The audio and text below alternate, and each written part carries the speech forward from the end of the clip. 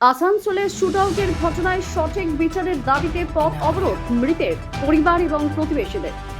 বিক্ষোভকারীরা বুধবার বিকালে কুলটির নিয়ামকপুরের আসানসোল বরাকর জিটি রোড অবরোধ করেন। উল্লেখ্য, মঙ্গলবার আসানসোলের একটি হোটেল থেকে রোহন প্রসাদ রাম নামে এক যুবকের গুলিবিদ্ধ দেহ উদ্ধার হয়। প্রাথমিক তদন্তে পুলিশ এটাকে আত্মহত্যা বললেও হোটেল সূত্রে জানা যাচ্ছে ওই হোটেলে রোহনের সাথে একটি যুবতীও ছিল। ওই যুবতী আগেই ঘর ছেড়ে বেরিয়ে যায়। রোহনের পরিবারের লোকজনের অভিযোগ করেছেন ওই যুবতী রোহনকে খুন করেছে। পুলিশ কেন ওই যুবতীকে গ্রেফতার করছে না, এই প্রতিবাদে দেহ ময়না তদন্তের পর মৃতের পরিবার এবং তার প্রতিবেশীরা বুধবার জিটি রোড বিক্ষোভ দেখান। ফলে স্তব্ধ হয়ে পড়ে জিটি রোড। ঘটনার তদন্তে 4 জনের ফরেনসিক দল আসানসোলের ওই হোটেলে যান। ঘটনার যথাযথ তদন্তের আশ্বাস দিয়ে পুলিশের তরফ থেকে অবরোধ তুলে নিতে বারবার অনুরোধ করা হয়, কিন্তু কাজ না হওয়ায় সন্ধ্যা 7টা নাগাদ পুলিশ বাধ্য হয়ে লাঠিচার্জ করে অবরোধ তুলে দেয়। পরে আসানসোল বরাকর জিটি রোডে যান চলাচল আবারও শুরু হয়।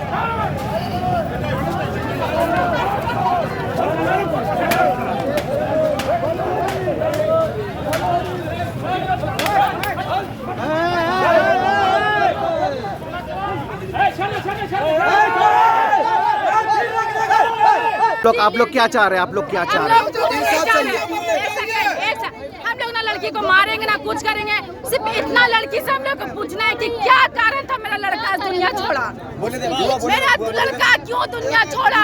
कौन मारा? कारण उसका सजा देना चाहिए कि उसको मारा कौन मारा है? उसका साथ में लड़का और लड़की थी, वो जानती होगी क्या लग रहा है इसको मार दिया गया? मारा गया है। रुको एक मिनट, मारा गया है। एक मिनट, हम हाथ जोड़ के रुको ना। आप लोग अभी क्या चाह रहे हैं? क्या चाह रहे हैं? लड़की को सामने जा रहे हैं। कौन मारा उसको चाहिए। लड़की से पूछना है कि कारण क्या है, क्यों लड़का को मारा गया है, मारा गया, क्या हुआ था उन दोनों के बीच ऐसा? उन दोनों के बीच ऐसा क्या हुआ जो मेरे लड़का को मार दिया गया है? लड़का मर गया और लड़की वो लड़का से ब्लेड से हाथ नहीं काटा है, वो लड़का को मारा क्यों गया है? उस होटल से वो आपका नाम क्या है? मेरा नाम है, लड़का मेरा भाई है, मेरा नाम मधु सिंह है। लड़का मेरा भाई है, 18 साल का मेरा लड़का है। দাদা, কালকে আপনার হোটেলে আসানসোল রাজরাজেশ্বরী হোটেলে একটা ঘটনা ঘটে গেছে, সেই বিষয়ে কি বলবেন? অ্যাকচুয়ালি কালকে আমি হোটেলে যাইনি, ছিলাম না।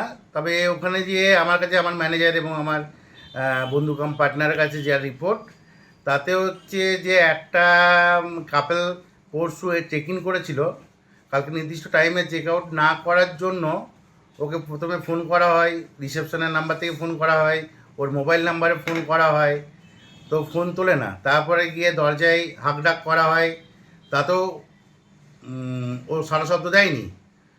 তখন আমরা 2 ঘন্টা চেষ্টা করার পরে যখন ওর সারা শব্দ পাওয়া যায়নি, তখন আমার বন্ধু কাম পার্টনার পুলিশে খবর দেয় এবং পুলিশ সাউথ পিপি থেকে পুলিশ আসে এবং পুলিশ এসে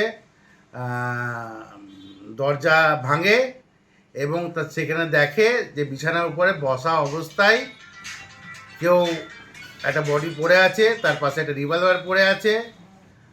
দরজা রীতিমতো শক্তপোক্ত দরজা ছিল এবং সেখানে পিছন থেকে ভেতর থেকে চিৎকানি মারা ছিল এবং আমাদের ধারণা না, এটা অবশ্যই সে সুসাইড করেছে এবং সুসাইড করা অবস্থায় সে পা ঝুলিয়ে বিছানায় বসেছিল এবং তাতে সুসাইড করলে যে অবস্থায় ওর বডি থাকা উচিত পা ঝুলিয়ে বিছানায় সেভাবেই পড়েছিল। পুলিশ এসে, তাদের ফটোগ্রাফার এসে সমস্ত তদন্ত করে এবং ময়না তদন্তের জন্য বডি নিয়ে চলে যায় হসপিটালে এবং আমাদের রুমটিকে সিল করে দেয়। হয়তো ফরেন্সিক আসবে, হয়তো কোয়ারির জন্য। তো এবার সমস্যাটা হচ্ছে যে ওখানকার লোকাল কিছু পাবলিক যারা আমাদের কাছে নিয়মিত সুযোগ সুবিধা নেওয়ার চেষ্টা করে এবং সেটা না পায়, তারা ব্যাপারটাকে অন্যভাবে ঘোরায়, খুন কিংবা অবৈধ কাজ।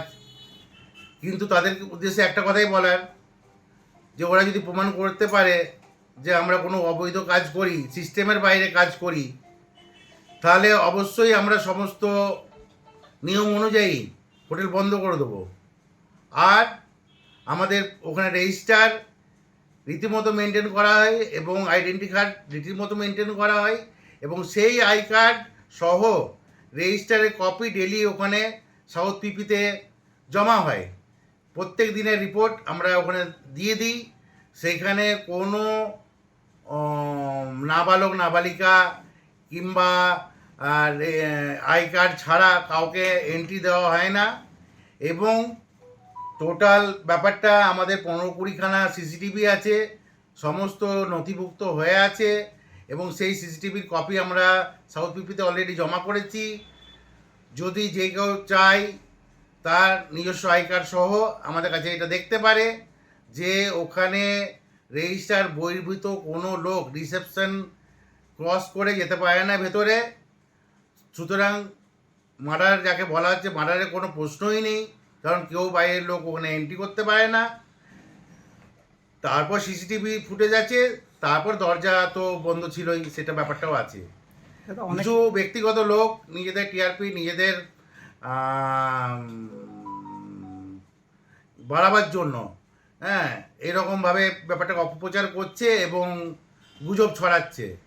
এই আমরা চাই যে পুলিশ তার নিয়ম অনুযায়ী সত্যতা বিচার করুক এবং সত্যতা অনুযায়ী আপনাদেরকে জানাক। দাদা পিস্তল নিয়ে ঢুকে গেল, আপনারা কোনো মতে জানতে পারেননি? আচ্ছা দেখুন, এবারে ধরুন অনেকে ব্যাগ ছোটোখাটো ব্যাগ নিয়ে ঢোকে, এবার আমাদের কাছে কোনো সিস্টেম নেই যে মেটাল ডিটেক্টর কিংবা কোনো কিছু দিয়ে তাদের চেক করব। এবার কেউ যদি রুমে ঢুকে সুসাইড করতে চায় তার জন্য পিস্তল লাগে না, একটা ব্লেড যথেষ্ট, কিংবা এইটা এতে যদি হাত দিয়ে দেয় তাহলে সে সুসাইড করতেই পারে। তো এইরকম করে তো আটকানো যায় না, দরজা বন্ধ করে কে ড্রিঙ্ক করছে না কে সুসাইড করছে সেটা আমাদের পক্ষে জানা সম্ভব নয়, আর এবং আটকানো সম্ভব না। তাও দেখব আমরা আরেকটু নজরদারির চেষ্টা করব। তো এবং আমাদের রিসেপশন পার হয়েই যেতে হয়, রিসেপশনে সবসময় 4টে ছেলে থাকে। এবার ছোটো একটা ব্যাগে পিস্তল নিয়ে যাওয়া সম্ভব, সেটা তো আমাদের কিছু করার নেই। আমরা সেভাবে চেক তো করি না, চেক করলে তাতে আমাদের কাস্টমাররা ক্ষুণ্ণ হবে, মনক্ষুণ্ণ হবে। দাদা অনেকে অভিযোগ করছে যে আপনি ঠিকমতো রেজিস্ট্রেশন মেনটেন করেন না, তো এটা কি? ওইটা ভুল কথা। রেজিস্টার সাউথ পিপি থানাতে রাখা আছে এবং প্রত্যেক দিনের রিপোর্ট ওখানে দেওয়া হয়। দরকার পড়লে সাউথ পিপি থানায় গিয়ে রেজিস্টারের কপি নিক কিংবা ডেলি রিপোর্ট যে দিই আমরা তার কপি নিক, উপযুক্ত আই কার্ড সহ, আই কার্ড এবং তাদের ফোন নাম্বার, বৈধ ফোন নাম্বার সহ আমরা করি।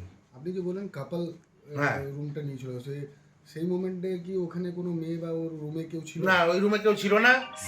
আপনার যখন সে এন্ট্রি করে তখন একটা কাপল এন্ট্রি করে, আমার মনে হয় যতদূর আমার কাছে খবর বেলা 3টে নাগাদ এন্ট্রি করে এবং যখন ছেলেটা হাঁকডাকে সারা পাওয়া যায়নি তখন মেয়েটার ফোন নাম্বারে ফোন করা হয়। তখন মেয়েটি বলে যে ও নাকি কাল তার আগের দিন রাত 9:15টার সময় বেরিয়ে গেছে।